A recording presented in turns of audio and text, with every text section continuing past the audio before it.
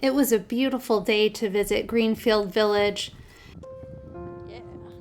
First thing we did is we went to the Firestone farmhouse. It was built in 1828 and I love the architecture. More importantly, I was hoping to see some farm animals. I did get to see a bull.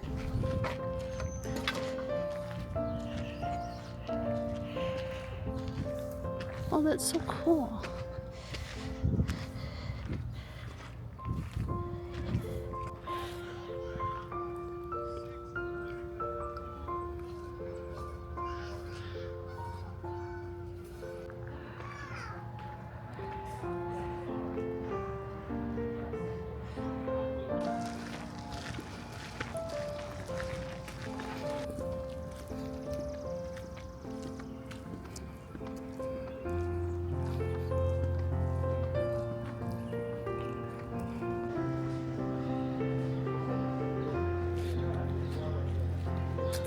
This is one of our favorite spots to visit, the Wright Cycle Shop.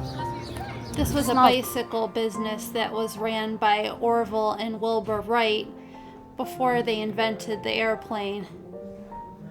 This is crazy. And here is the Wright brothers' family home. It was so beautifully decorated. He is a conservative minister in a conservative denomination of the United Brethren Church. He's itinerant. In his travels, he brought home books he did not agree with. In that cabinet, there is a book of written by Darwin. Oh, yeah. And their conservative minister father did not agree with it at all. But he wanted his children to know that there's other prevailing thought out there. If you get into a discussion with them, the more you know about where they came from, the more intellectual and calm this discussion can maintain.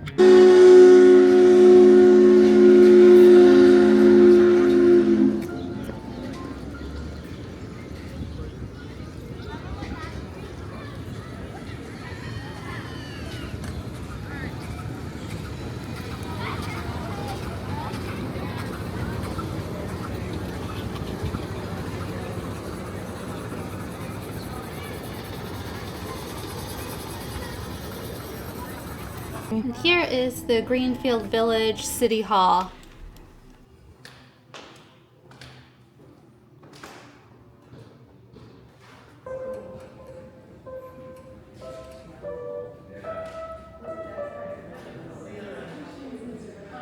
And this is a Logan County courthouse where President Abraham Lincoln had once practiced law.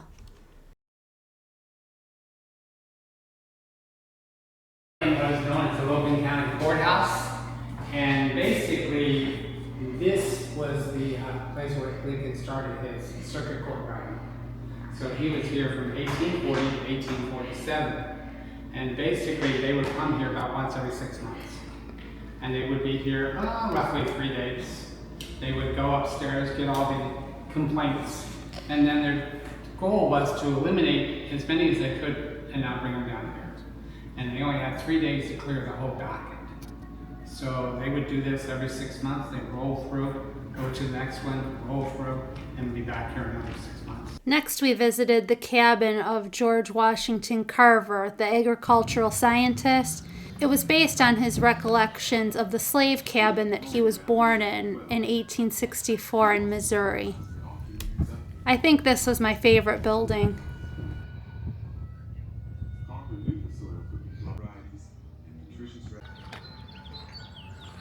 Next is the William Holmes McGuffey School. This was built here in 1934 using some logs from his homestead in Pennsylvania that was built in the 1790s. Super neat, huh? He was the author of the McGuffey Reader that so many frontier children used. Next is the Maddox family home. This was owned by Amos and Grace Maddox during the Great Depression. They had descended from slaves, and they worked really hard to raise a family during a difficult time in history. The home was built by the grandfather's family, Amos Morrill, after he got out of slavery. He was born on a plantation in Georgia there. His mother, Mom Phoebe they called her, was the took care of the plantation owner's children. And so little Amos was able to get an education along with the owner's children as they were being tutored, basically. The owner took a liking to him also and taught him a trade, actually how to operate steam locomotives and steam engines and so forth like that. So when slavery ended, he was able to get a good working job and actually able to buy eventually close to 200 acres of land there in Georgia. Luckily, they were able to buy I it. think you'd want to go further north to get away from what slavery was. Well, it was a semi-tight-knit community after a lot of those slaves were free.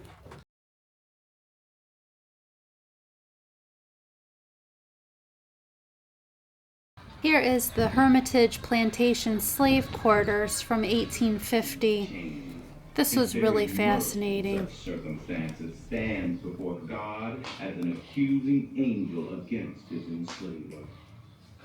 Olaudah Equiano was born in what is now eastern Nigeria in 1745. At age 10, he was captured and sold into slavery. This was a home of composer Stephen Foster. It's called the Sounds of America Gallery.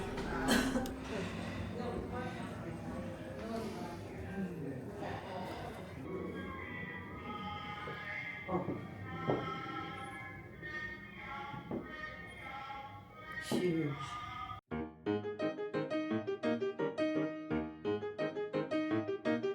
And this is the Robert Frost home. Beautiful colors on the walls.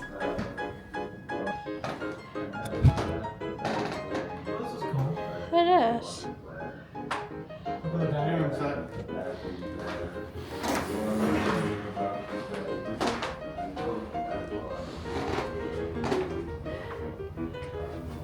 Oh, I love the color.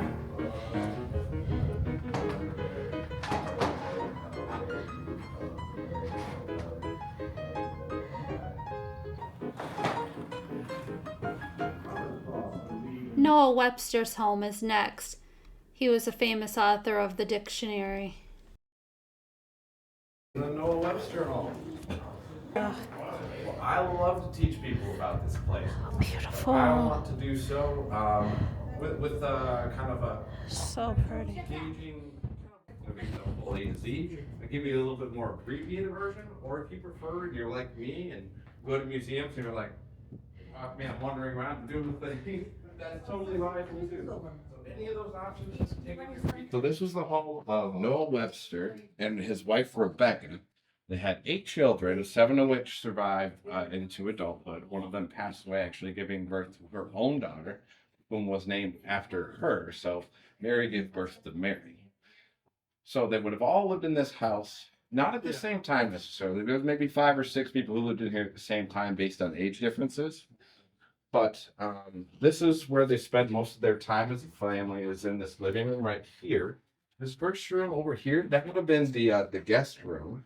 You'll notice the green paint in there. That would have been a little bit more of a rarity and a luxury at that time.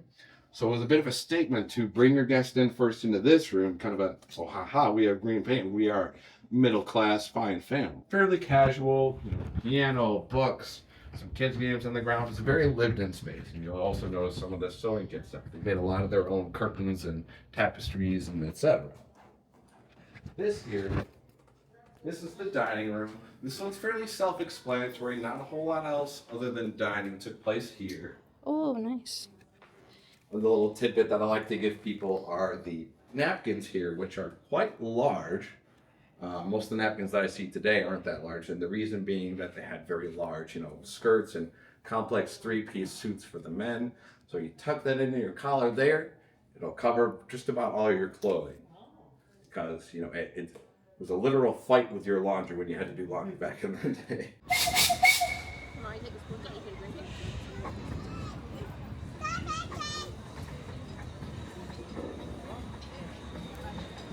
And then we arrived at the roundhouse to see the trains.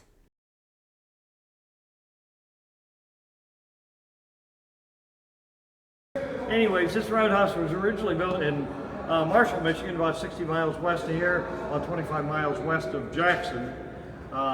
Most small towns had roundhouses about every 50, 60 miles along the track to service steam locomotives. And they had this one. They actually had two of them because they had two different railroads and they didn't share facilities. And this was used in Marshall from 1884 till about 1930.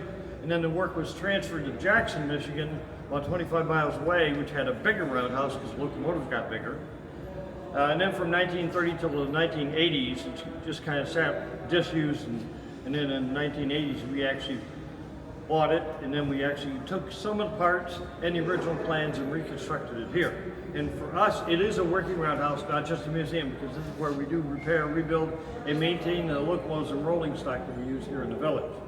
So it's still doing the same job it did in 1884. Now everything around here basically works except me. The only thing that doesn't work around here is a really big locomotive on the far end. It did work when it was put in the museum in 1930, but hasn't worked since then. The reason they put it in the museum, it was used from 1902 till 1930 for passenger service between Detroit and Chicago on the line right behind the roundhouse, the same one Amtrak is using today. We don't use it because it's too big, too heavy, and too fast for us to use, but it could run again. But you can actually go underneath that 100-ton locomotive and look up and see how it's actually put together.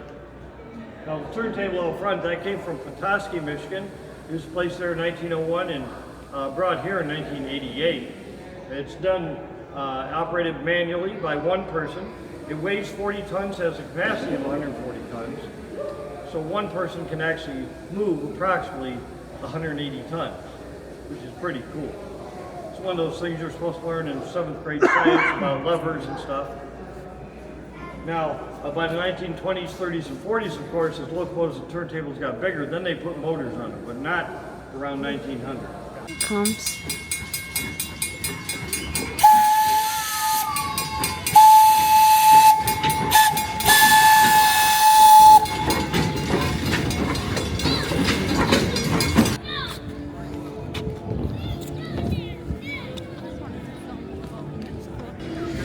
Well, I certainly hope you enjoyed coming along for this little adventure. There's more houses to explore that we didn't get to see this time, but we're sure to go back. I hope you'll come along.